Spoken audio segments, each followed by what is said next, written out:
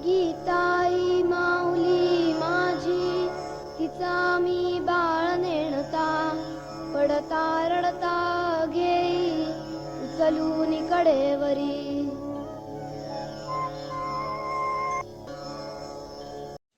आप सभी को जय जगत। मेरा नाम सौ सुरेखा अमोल चौहान के नासिक महाराष्ट्र से। आज दिनांक 16 जुलाई। गीता प्रवचन अध्याय 12वां। वास्तव में छठे अध्याय से भक्ति तत्व प्रारंभ हो गया है। 5वें अध्याय के अंत तक जीवन शास्त्र का प्रतिपादन हुआ।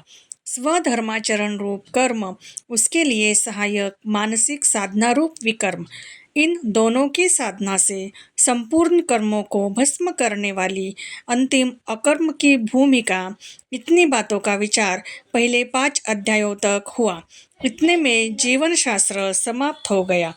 फिर छठे अध्याय से 11वें अध्याय के अंत तक एक तरह से भक्ति तत्व का ही विचार चला, एकाग्रता से आरंभ हुआ। छठे अध्याय में यह बताया गया है कि चित्त की एकाग्रता कैसे हो सकती है, उसके क्या क्या साधन है और उसकी क्यों आवश्यकता है। 11वें अध्याय में समग्रता बताई गई है। अब देखना यह है कि एकाग्रता से लेकर समग्रता तक की लंबी मंजिल हमने कैसे तय की।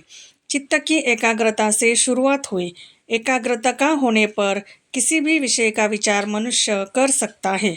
चित्त की एकाग्रता का उपयोग मेरा प्रिय विषय ले तो गणित के अध्ययन में हो सकेगा, उससे अवश्य फल लाभ होगा, परंतु यह चित्त की एकाग्रता सर्वोत्तम साध्य नहीं है।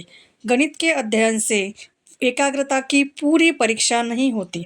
गणित में अथवा ऐसे ही किसी ज्ञान प्रांत में चित्त की एकाग्रता से सफलता तो मिलेगी, परंतु यह सच्ची परीक्षा नहीं है। इसलिए 7वें अध्याय में यह बतलाया कि हमारी दृष्टि भगवान के चरणों की ओर होना चाहिए। धन्यवाद।